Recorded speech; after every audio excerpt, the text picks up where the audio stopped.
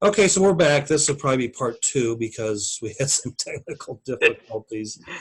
We had them on my end to get this thing going, and then we got going, and then Shane's had them now. This is what happens when I try to do things when I'm supposed to be working. Yeah, well, maybe we'll work the bugs out. So I'm normally, we'll say I'm either getting off at now or. Right. Am I here still? Yeah. Okay. I don't see me up here in the thing. That's why. Anyway, so we are back to. I don't know if you've seen this, but this was Ezra's second place finishing car. And I was kind of waiting for your comment. That's why I realized. Oh no, I seen that this morning. Okay. From Bernie, because I think Bernie shared it on his page. Yeah, I guess the body must have been kind of keeping it together, but. Yeah, or he may have saw. Because he mentioned him and Ezra got off to a bad start, and they made it back up onto the podium. So, yeah, that's a busted chassis. Yeah. So, well, I should have had, winner, chicken dinner, but I thought I had some more. No, that was it for races. So we're going to go into Sunday. There you go. You said it for me. First time ever. Sunday. Okay, so this Sunday we've got Mid-America Hard Body Nats at Naperville, Mid-America. Mid-South is at Uncle Charlie's in North Wilkesboro. Yep, North Wilkesboro. Florida Slot Car Series is the Raceway.biz. Retro East is in action. Penn, Ohio Retro is at Fast Tracks. Next weekend, the 19th, the Midwest Spec Series starts up. F2000 Lucky Bob's. USCA is in action. BRS is at Downriver. And then the 26th, we got Penn Jersey at Trains and Lanes. Gator Retro Racing Region. Ohio Challenge Cup at Washington, Pennsylvania. And Dallas Slot Cars will have the annual Texas two-step retro race. So mark your calendars. So the upcoming Flexi Flats race, signups are still open. That is November 2nd or 3rd. The first will be Friday practice, and second will be the race. Okay, so the second's the race. Signups are still open. There's still room for many people to get in if they wish. I'll be there. Everyone should want to go. There you go. Maybe Walker. Okay, so last week getting ready for the Sunset Enduro race, we were using the same DTM bodies that we're going to use at the Flexi Flats race. So I painted them up and I go to mount them. Well, I was getting ready to trim the wheel wells out in the back and thought, no, I'll just wait and set the body on the chassis. And I'm like, whew, good thing I didn't cut those rear wheel wells out where they're marked because they would have never lined up. Yeah. Now, if I had mounted the rear or the front diaplane on top of the guide flag, they probably would have lined up in those cutouts, but in the front of the body's way high. So I had my body pulled back about as far as you can pull it back. And you can see in that picture where there's the mold. Yeah, you still got quarter inch almost. Yeah, and there's where the actual opening was. So if you are mounting bodies for this race, pin them on your chassis before you cut your rear wheel wells out. And I hope I'm not. Hopefully this didn't get to you too late. Yeah, hopefully you got this memo on time. Yeah. Because at first I'm thinking, these don't even line up. And I'm thinking, well, wait a minute. Maybe if I. Well, see, I grabbed mine as soon as you talked to me about it. And I was like, let me just see if it just wasn't one of those. And I was like, oh, nope, those don't line up. Well, maybe I'll just pull the body back until it does. And I look at the front and I'm like, oh, if I want to have this super huge front bumper on there, if you will, I don't think that's going to. They don't leave enough Lexan to have a super huge front bumper. No. So. And you got barely, because I'm looking at the body now because I got it sitting up on top of my shelf. Yeah. Currently painted in dust. In the final notes before we get into the whole ISRA debacle, Rob T wrote in He said, never misses the show. He appreciates all the work that we put into the show, and we thank you for that, Rob. And he also wanted to know about Yeti products, and he's used, I guess, probably Yeti chassis for 30 years, and he wanted to know some information about them. So Yeti products basically has been gone for a few years now. So Jim about the cooler or something like that. Jim Bandansky, aka known as Bando, he started building or making, solder together brass wire chassis. I'm going to say probably 30 years ago. Jim lived up in the Lorain, Elyria area of Ohio. He ran around with Bud Bardos for years. They raced together. And Bando always built chassis, like kind of like the old box stock type chassis. Kind of like Zap? Yeah, kind of like Zap, but maybe on a smaller scale than Zap. I don't know. But he had like brass drop arms and brass pans, and kind of like the old box stock chassis of the like mid to late 80s into the 90s before they went to spring steel chassis. And Jim did all the work himself. Like he didn't have any employees. There was times it was hard to get his stuff because he was going to school, and when he was at school he wasn't building chassis. Then when he was home he would build chassis. And but unfortunately, probably I'm gonna say in the last five or so years, he had a fire at his house and he pretty much lost everything. And Yeti has been out of business ever since. So Yeti had some wing car bodies at one time. I think there was just maybe 2 or 3 different types of wing car bodies. I never really knew them to make anything other than chassis and just those few bodies. I honestly have never heard of them. Okay, so yeah.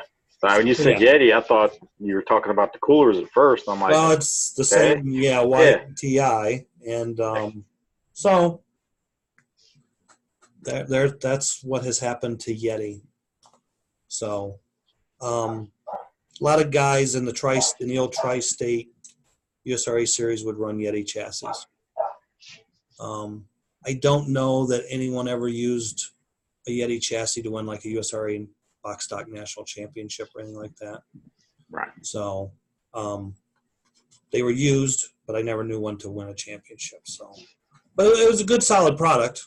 I mean, matter of fact, I won.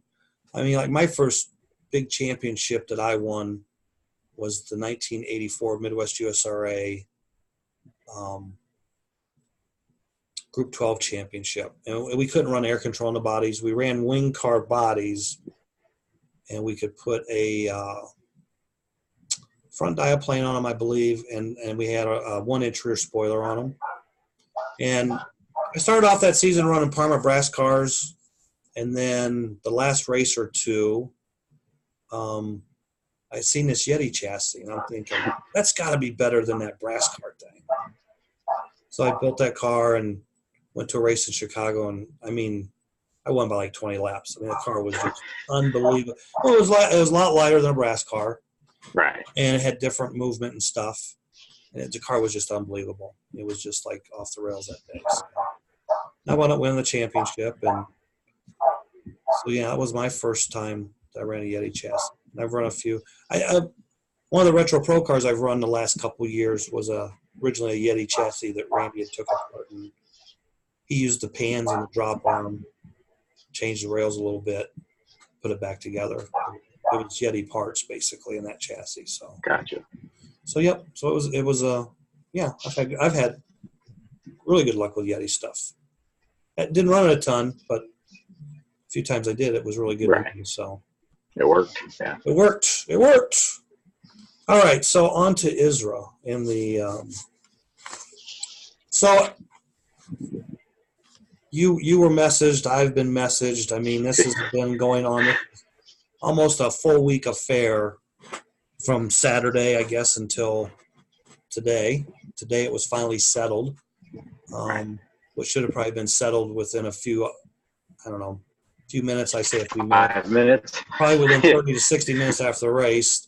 Turned out to be a week-long drawn-out affair. So we will show you a video. Oh, this is going to get good now. Of where it all started. And this is going to be the first time we've done a video, showed a video on here, so I'm hoping this works. So this video was sent to me by a few different sources throughout the week. I'm not going to reveal my sources, but I think it's made its way around the world several times to different people, because you've had it sent to you, and this is the first time I've done this. Sent to me on Facebook Messenger. You can't upload, at least I don't know how to upload directly from Facebook Messenger to YouTube, so I had to kind of like play it on my computer on Facebook, videotape it with my phone camera, and then upload it from my phone camera to YouTube. So here we go.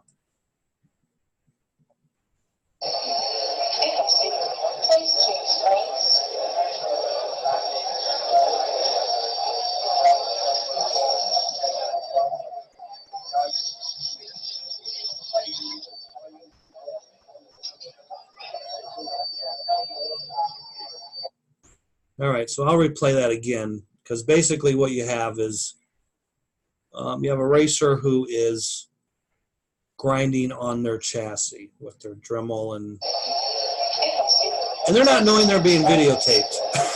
Yeah. So we zoom in,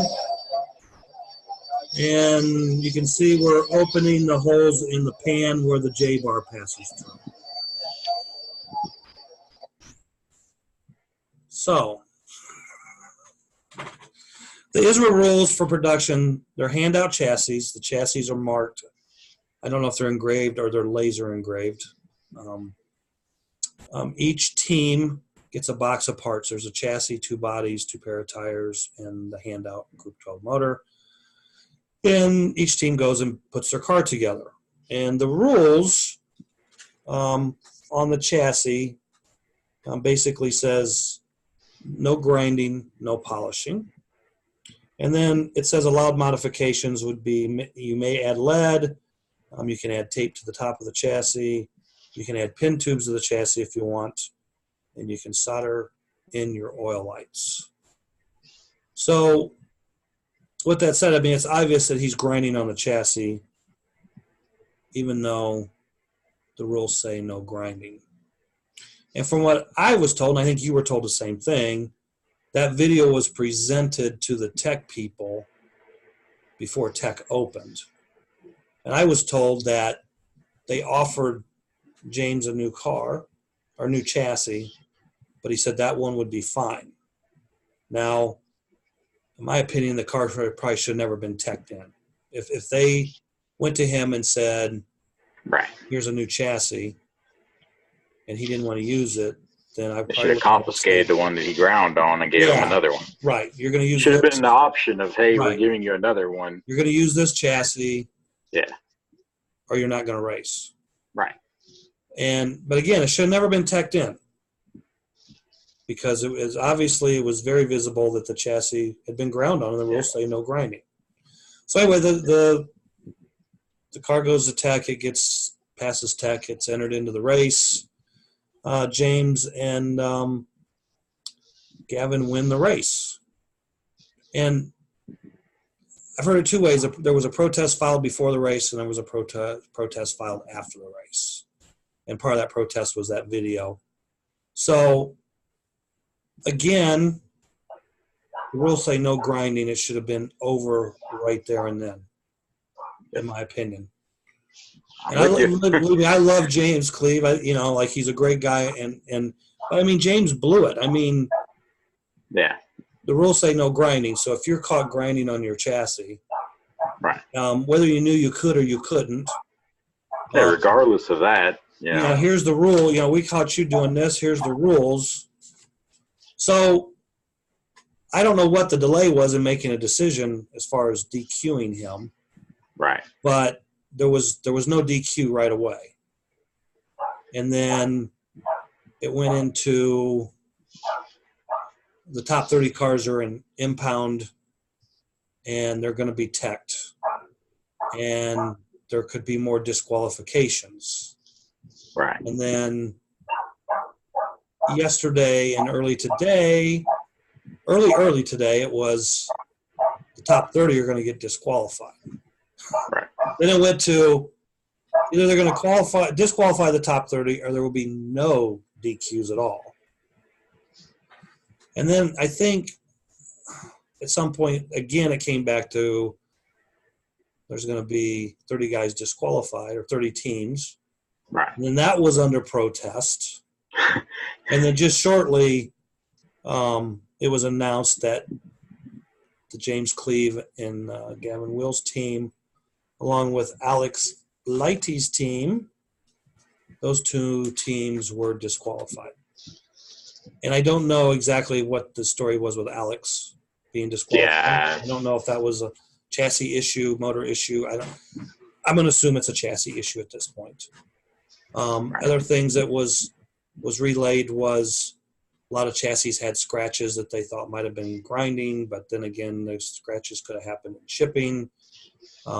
They noticed a variance in holes where the J bars go through in size, which they really can't be off in size because stamping die has a punch in it, stamps those holes the same every time. The only thing I could close a hole up would be plating, and if there's excessive plating in those holes, there'd be excessive plating on the chassis. You know what I mean? Like, if it's thick here, it's going to be thick somewhere else in most cases.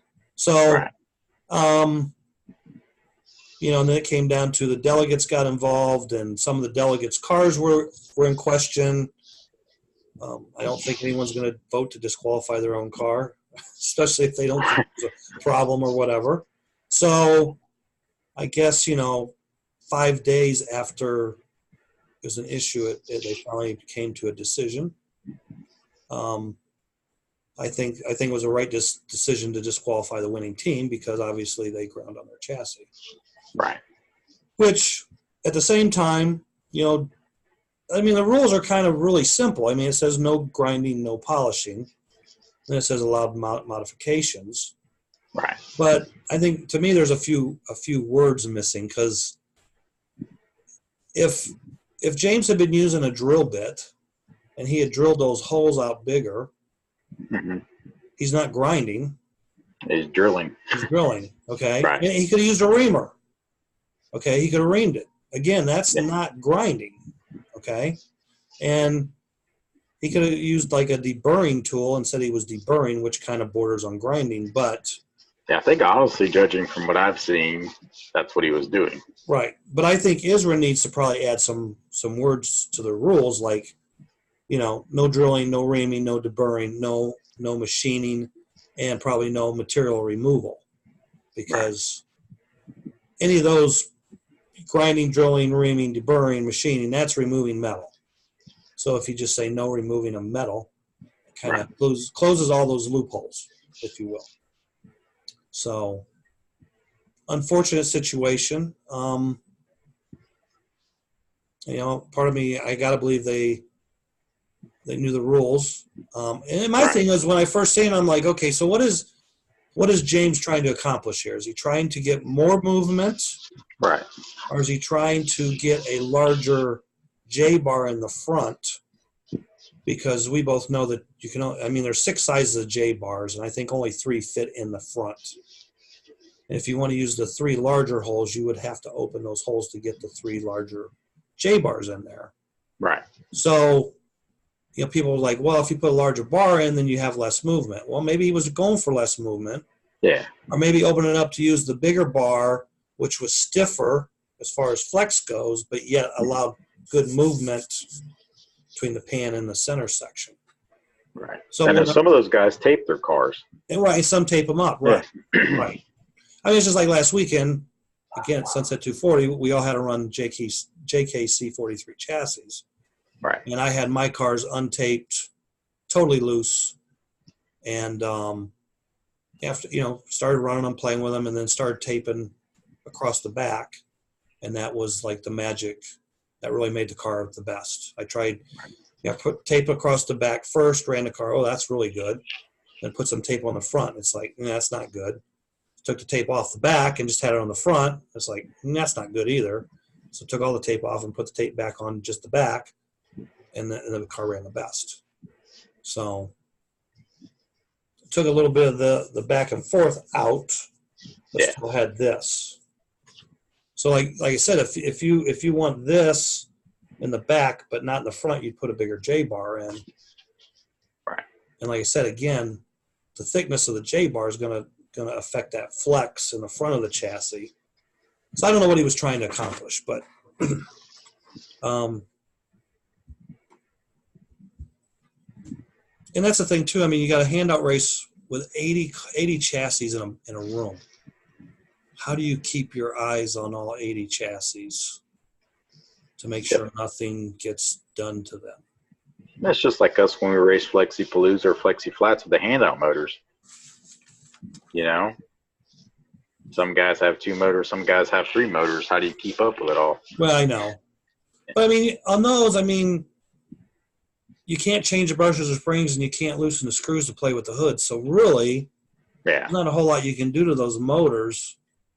Everything's marked as to who got what. Right. Well, they're sealed, and then the springs and stuff they're all sealed. Yeah, I don't know if seal's the right word, but they're encapsulated, so you can't remove them and stuff. So we're a chassis again. Like 80 guys got them, and I mean, I don't know even know if they have a rule that the chassis can't leave the room. Like if the race is in a hotel. Get your chassis and take your chassis to your hotel to build your car. Right. Who knows what's going to happen to it inside the hotel room? Yeah. You know what I'm saying? I mean, I think it's kind of a difficult thing, but unfortunately it happened, I guess, but lesson learned, because now they can try and change things and improve it in the future to stop things like that from happening. Right.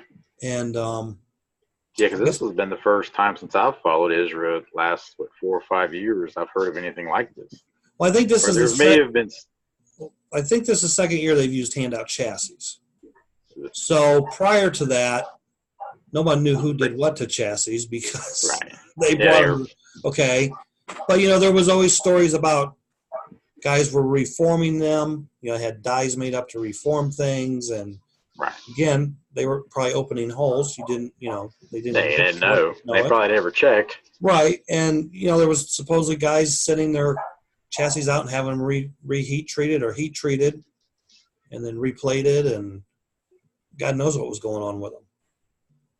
So, for all we know, people could have took the time and had some chassis that were laser cut, formed up, identical copies, if you will. Yeah. But you couldn't tell the difference, made out of different materials, maybe a little bit different thickness. So the handout thing was to eliminate all that. Right. Which, I mean, it did eliminate all that kind of stuff. Yeah. But it doesn't eliminate what they can do elsewhere on the chassis, at the track. Right. So I guess if you go to ISRA, you got to keep an eye on your neighbor and hope your neighbor keeps an eye on his neighbor, and so on and so forth. So. It's like you said earlier, they had the video. They've seen him doing it.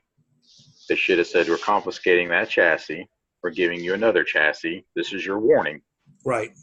I don't know what their policy is as far as warning. You know what I mean? Right. I know they're pretty good about issuing penalties and this, that, and everything else. Or at that time when the video was presented, they should have said, it was putting on the process, hey, So as of now, yeah. So yeah.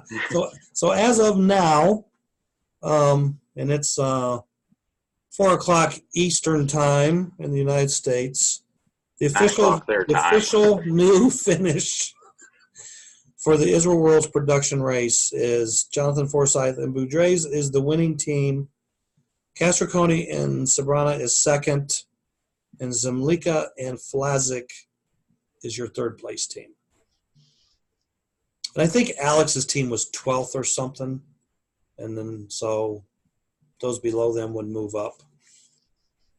And also another note, because they've been, I think the guy's name is Kev Gray. He's on the Slot Car Racing News Facebook page. He's been updating the points as they go along. And there's a new number one driver in the rankings, and that would be Boudreau's, because Recheck has been number one for at least the last 2 or 3 years. And but he hasn't done very well at this race. It's tough. A lot of people, I think we've talked before, a lot of people we would think would do well are catching, a tough time, and guys. And Mr. Boudreau's has done very well. I mean, he's got 2 seconds and a win because he was second in Euro 32. Right. And he was second in Formula One. And he was on the winning team along with Jonathan. So he's had a very and that's back to back, because I think they won last year. Yes, they won back to back production 24th championships now. So 25 Americans are there, right? Sure. Yeah, I think so. I think so. Yeah, I think that's the number somebody said. So the Americans, well, haven't done super well. We haven't had other than production race. Right. In the 2 30-second races, we haven't had an American in the top 8 yet.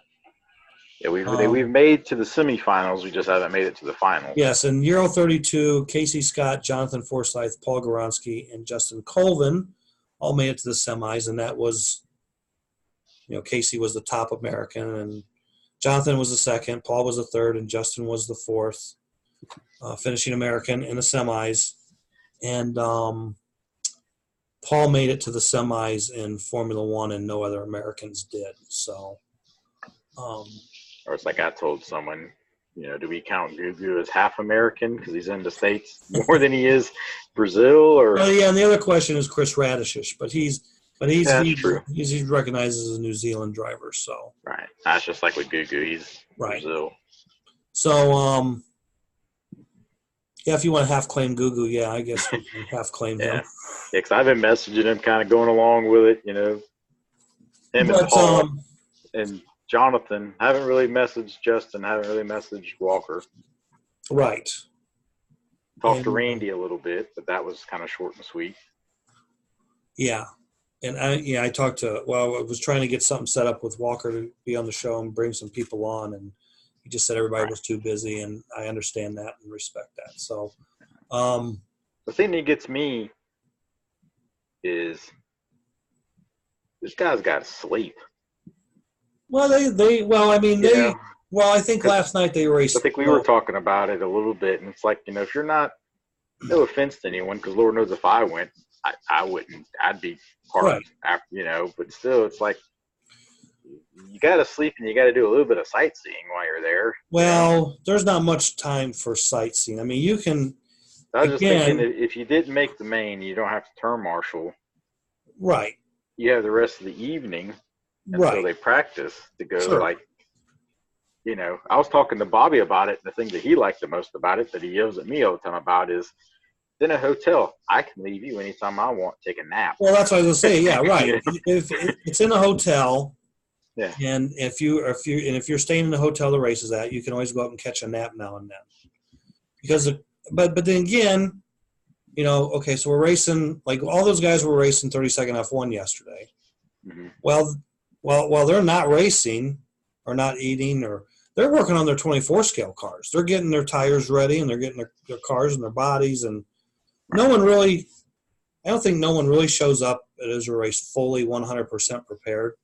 Right. Because there's so many things that the track changes so much. And I guess, too, you also have to leave something, because you just don't want to sit there and just be like, right. Hey, And again, we haven't talked to really anyone in detail yet. And maybe next week we'll get Walker or maybe Justin or maybe both on the show. But I think there's probably a lot going on there with tires, because there's a lot of guys that are not qualifying as well as they normally do. Right. And I think that some are hitting the tires right and some aren't. I mean, I haven't talked to Roger, but Roger was, I think, qualified. I think I messaged him briefly at the beginning of the week. Yeah, he qualified. I think it was to see if he could get me a shirt. He qualified 49th in F1. That's like unheard of. I mean, yeah. Roger. So was it because he hit on the tires and a bunch of other guys didn't? Right. Justin Hooper qualified very well in 32nd F1. I think he was 40th. But he wasn't in the semi. Right. And I don't know if maybe some of these guys are kind of eating it a little bit qualifying because they know the qualifying tire is not going to be good come race time several hours later. Right. And so they qualify on what they're going to race. And other guys are going to go on what they think is the best for qualifying, but then it's not so good at race time. So I think Goronski's obviously hit on something because he's been very at the top. But him and his, was it the older son, they went to one warm-up race, right? Right, but there's other people over there that's been there once or more times. And they're still kind of where they are? They're still struggling, yeah. I gotcha. So, again, maybe it's a planned thing. Yeah.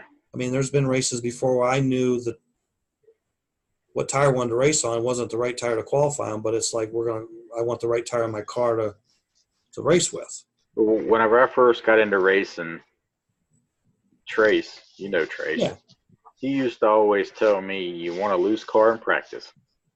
Like, well, how loose? He was like, not super loose, but he was like, because when it comes race time, you're going to have 8 other cars out there. The track power probably ain't going to be up to par. He's like, you should be fine. Well, the track should come to you. Yeah. And depending on how big the field is, the track's going to get rubbered up. But sometimes you think the track's going to get rubbered up, and it goes the other way. Yeah. It's always a roll of the dice. You seen the recent pictures from Mark's Model World race they had this weekend? No, I missed that, but I'm sure the track was black. Yeah. I looked at it, I was like, ooh. Because Mark cleaned the track before the Penn Ohio race the first week of September, and it probably hasn't been cleaned since. Makes sense. And he's had 3 retro groups in there. Right. Plus his weekly races. Right. Because when we were there for BRS, the track wasn't that bad. No. Which, I mean, even with his track, as it gets rubbered up, it doesn't get bad. It gets faster. Yeah, it doesn't get slick. Yeah, Right. Where some tracks, we've talked on the show and off the show, I've never seen a track take rubber like his. Oh, I know his track. His track rubbers up so quick, and okay, so Gary Girding was at, if I remember right, I think I have this in the right order. Gary Girding had redone the American Black Track at Fast Tracks, and the surface was different. You know what I'm saying? The epoxy surface was different. And I noticed that thing really took rubber really, really good. And like Rogers track and the TR track, King tracks, and some of the other Girding King tracks just never seemed like they really took rubber very well. And I remember telling Girding he did a super job on redoing that track, that black track, and he says, "What do you think of the surface?" I said, "Man, the surface is like that's like the best surface you've ever done. Like, right? It takes rubber right away and it holds the rubber." And he says, "Well, I'm thinking about using that on Mark's King track." And I'm like, "Yeah, please do." I mean, like, yeah, I don't know. It's like it's got like a grain to it, like it's almost like a sandpaper. You got different levels. That's the thing is tires really don't wear there. Right. So his tracks prior to that, they always had a lot of fisheye in them, or a lot of, I call them potholes. Right. Okay. But anyway, anytime if the surface is flat and you've got the fisheye, rubber's not going to collect in there because the tire don't go in there. Right. It just slides across that. So it's very hard to build the rubber up on those tracks. Right. Because there's nothing some of them fisheye holes are about as wide as the tire on your slot, and your rear tire. So only half your tire's hitting the track surface. Right. Or like Mark's with that surface, and I think Girding's been doing all of his tracks the same since. I'm not sure. It was hard to tell on Tracy Brown's track. Yeah, it was black track. Because it was black. Yeah. Okay. With Mark's gray surface, you can really see that it looks like a piece of sandpaper. It'd be cool to do is how one of those time-elapse cameras put on the track that morning. Oh, yeah. And then put it on the show and watch start already morning. Yeah, and just watch it, Slow motion rubber up.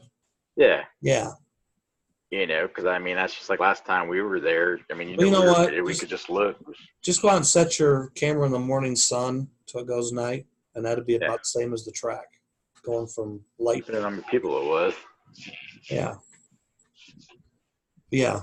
So yeah, Mark. I'm sure Mark will be cleaning the track here soon, but yeah, the thing's got 3 series races and a bunch of weekly races. Good. I've been there when the track is so black you can't even see the lane stripe. Well, didn't y'all have a problem during the 24-hour enduro? Well, it did get to be a problem towards the end because especially in the finger and top turn and dead man.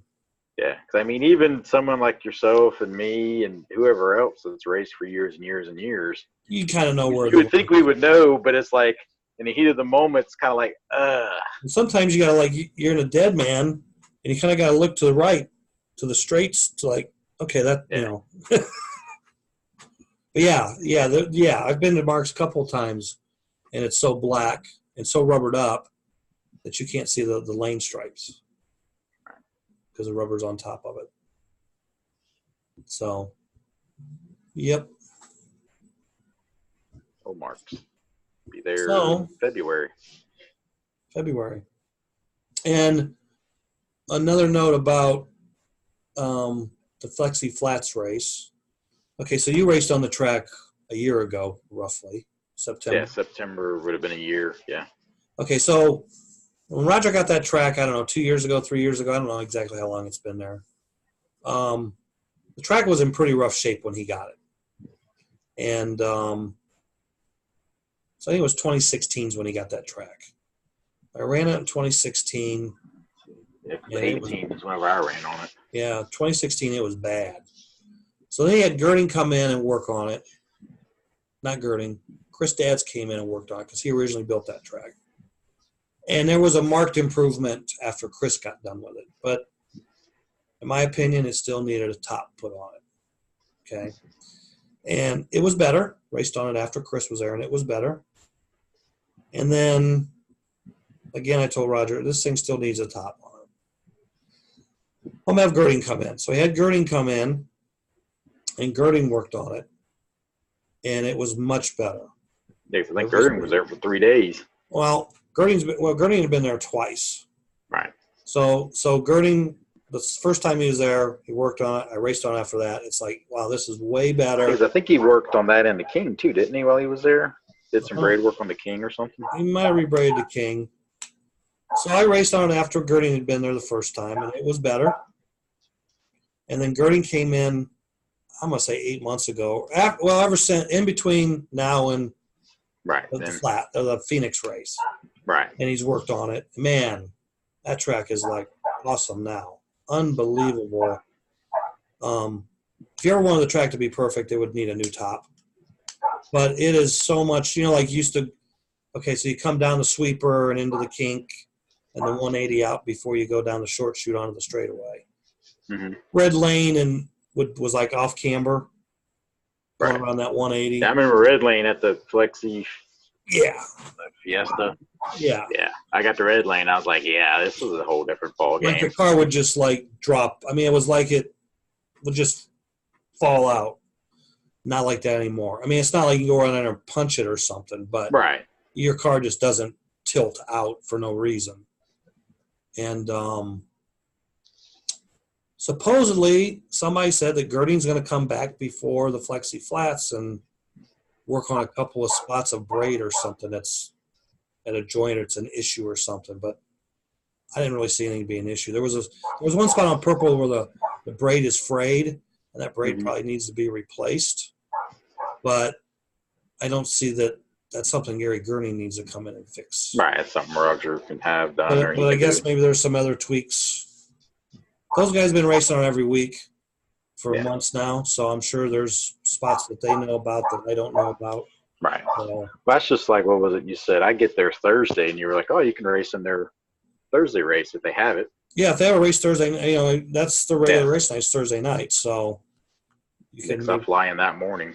Right. So if you guys want to race Thursday night at Mid-America on come on. well, that'll be October 31st, right? The Halloween. Yep, I'll fly up Halloween. Yep. Shane will be there in his costume wanting to race you. Yeah. You wear your Casper mask or something. Yeah, that's what someone asked me. A friend of mine, she don't know nothing about racing. She's like, you gonna wear a costume? And I'm like, nah. She's like, has someone ever wore a costume? I was like, yeah. And I sent her a picture of Charles with his unicorn costume racing Womp Womps. Right. She's like, that's more like a onesie. And I'm like, yeah, but it's So still. so we get to we went up Saturday morning, me and Terry and Alex, and we get there and get our pit set up, and but no one's getting on the track, and I'm but everybody's kind of setting up, and I'm set up, and I'm like, well, grab the controller, grab the cars, go over, hook up on blue lane, and do some hot laps. I'm like, is the track on? And I know. I think it was Robert. He goes, you don't want to run on the track right now. Or somebody says, you don't want to run on the track right now. And I go, why not? Well, I haven't put any glue on it yet. I'm like, what? Because the track was sparkling. I mean, it was like clean, and I figured, it was resprayed the night before. So I'm like, okay. So then about that time, Robert's like, you got to glue a track, spray glue a track. I said, yeah, don't you? No, he says, I know how to. He goes, I know how to mix the glue, but I don't know how to spray it. Right. I said, why don't you get one of these other guys to spray it? And he goes, well, go ahead and spray it. And I'm like thinking, I've never sprayed this track. Right. And I don't even know what the mix is like. So I don't know if if it's heavy or light. Yeah. So I just kind of went out there and gave her a good soak in, and I soaked the gutters better than the middle. I hit them heavier than the middle lanes, and kind of like it's kind of.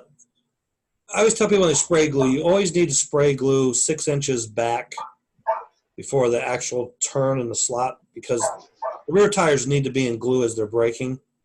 Right. A lot of people will start gluing right at the turn, so you get into the turn and your car will want to slide going in because there's nothing there. So 6 to 8 inches back. So make sure I've got a braking zone, and then do the turns, and I'm always like, well, either everyone's going to be unhappy here in a little bit when they turn and run, or so. We let the track set for 15 minutes or whatever, and somebody was starting to run, and so I went over, and track wasn't slick or anything, so running, and nobody's complaining or anything. So at the end of the day, I asked Ricky D. I said, got a question, Ricky. He goes, what's that? I said, how was the glue? Because they race every week, so. Right. He goes, it was a little sticky at first, or stickier than normal. He says, but nobody bitched, did they? And I said, no. He goes, well, I guess it was okay then. Yeah. Funny. If anybody wants to complain about the track surface, blame me. I glued it. But I thought it could have been maybe a little bit stickier. Okay. I mean, if I was to go there and respray the track, right, I would have glued it even a little more heavier, or maybe put a little more glue in the mix. But if I'd have went lighter, the track would have been kind of slick. But yeah, because I was saying, I don't remember how it was whenever I was there last for the Fiesta, but it's a whole new track since then for me. Right. So then, same configuration, but. So then, we had to run handout tires. So there was untreated soft rubber on a metal hub that I'm going to say was probably about 500 diameter. Like his rough cut. Yeah, and then there was rough cuts that were treated natural on one of the carbon fiber Wheels, I wanted to say carbon fiber. I'm gonna say around 400 diameter. I didn't measure it, but it was. So anyway, I told Terry after because we just ran with some other tires, like. Right. So I didn't know where I wanted to cut them and start, and so I told Terry, I'm gonna go up and get our tires. So I go up there and I said, Robert, I need my tires. He goes, you want soft or treated? I said, well, I don't know. I don't know what I want because I really kind of want to try both pairs. And he says, and there was only 2 pair of treated left. I said, well, maybe I'll get a pair of each. If I don't like one, I'll come. He goes, no, you can only get 2 pair because they had them marked and stuff. And he says, and he goes, well, obviously everybody's running treated because there's only 2 pair left, and you're the last team to get yours. So I'm like, I'll take these 2 pair. And I said, I'll go try a pair of the treated, and if I don't like them, I'll bring the other set back that are not true or anything and trade them in. He's like, okay, whatever. So the treated worked rather well. I wouldn't have wanted any softer. I didn't want any harder, but I didn't want anything softer. So yeah, it worked out. And everybody ran that treated tire. And the track does not eat tires. I mean, I cut my tires to 700. We ran 2 48-minute races, so about an hour and a half, and went from 700 to like 666. So yeah, they hardly wore at all. So yeah, because I was asking guys, how many pair of tires are we going to need you're going to need like 2 pair. Track doesn't eat tires. Right. Like, Once it starts getting down that low, that's when the car starts getting real good. But it's like, well, wait a minute. We're running 48 minutes. We're not running a 24-minute race here. We're running. Yeah. But we ran 2 pair, pair for the first 2 segments, and then a pair for the second set of segments. They call it an enduro race. It's their series they're going to run. But to me, an enduro race is you turn the track on, you never shut it off until the race is over. Right. And we had track calls for riders, and we had track calls for cars on the floor, and maybe multiple car accidents. If a marshal felt overwhelmed, he could yell track.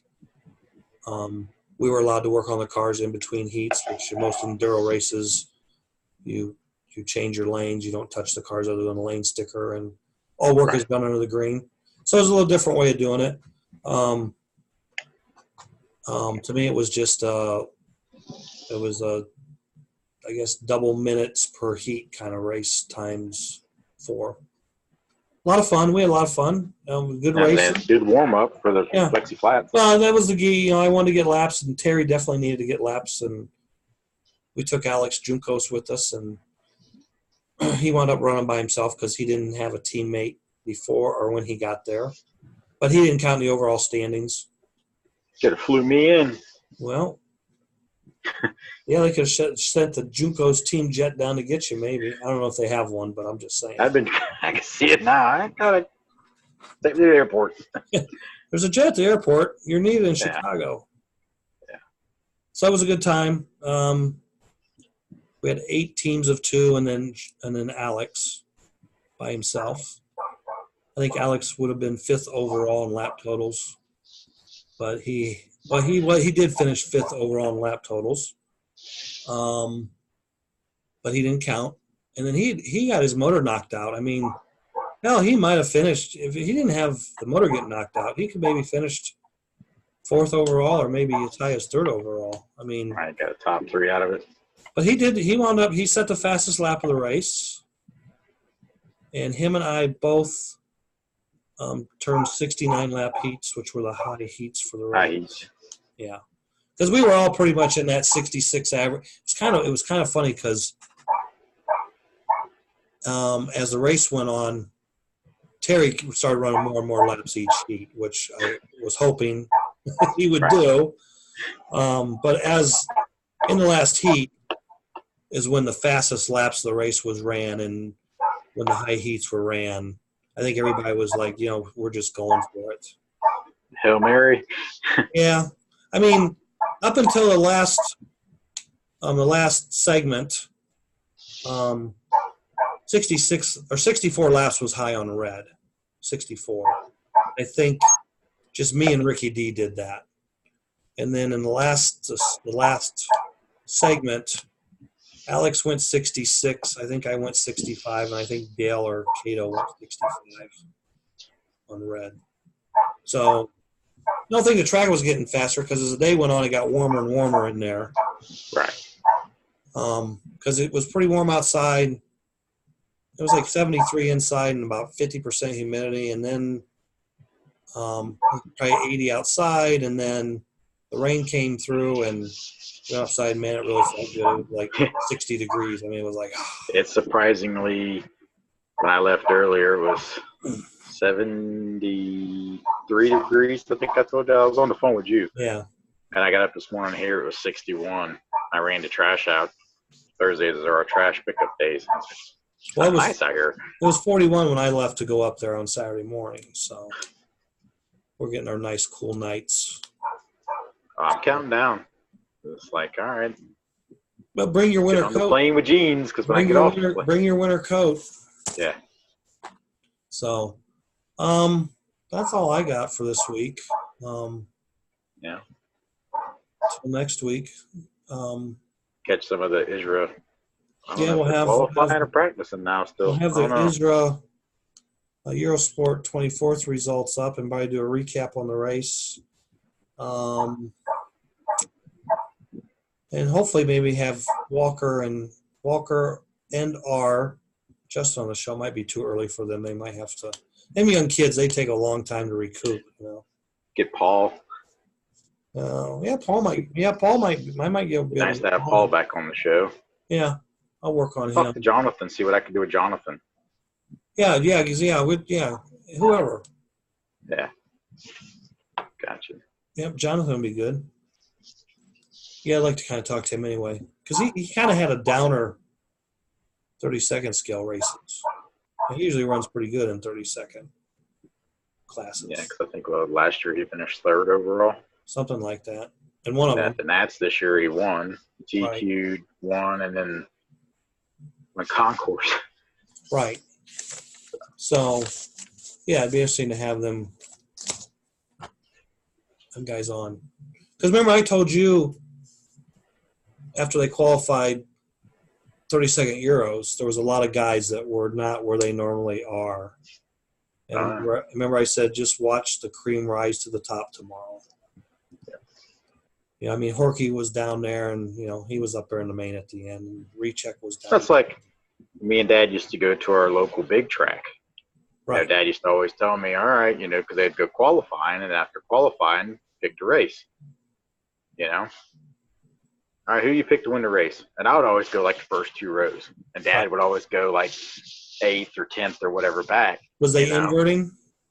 No, this is back whenever you raced where you qualified. Okay, so if you were fastest, you were on the pole.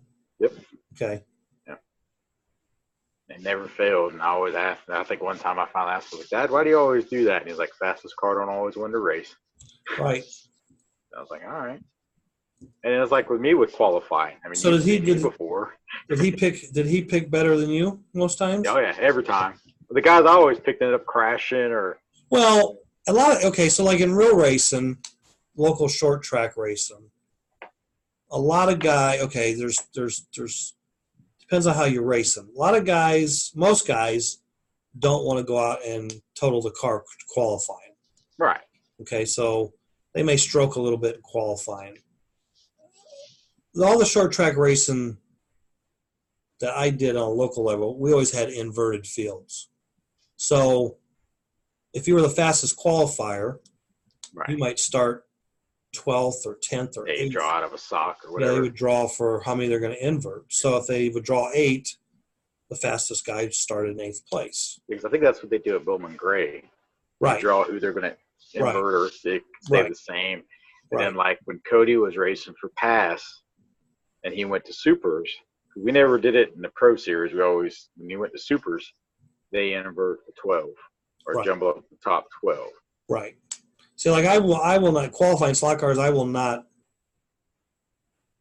take the risk of destroying my car qualifying to be fastest qualifier. I'll go out and qualify a comfortable pace or whatever pace is needed to be in the top 8 or whatever the format may call for, and then race it out. And there's been times racing slot cars that it's like, all right, I got A main times to be in the A main, come qualify, and oh yeah, I've been there. I mean, like for turn and burn, I think you or Bobby or someone was like, was that on purpose? And I was like, that's all it had. Yeah, you were super good in practice, and then qualifying came, and you were like nowhere. Yeah, I was like, that's it. But you raced good. And then Mark's Model World, Yeah, good in practice, did good qualifying, just didn't have the time. And then come time for the race, and it was like I was on it for the race.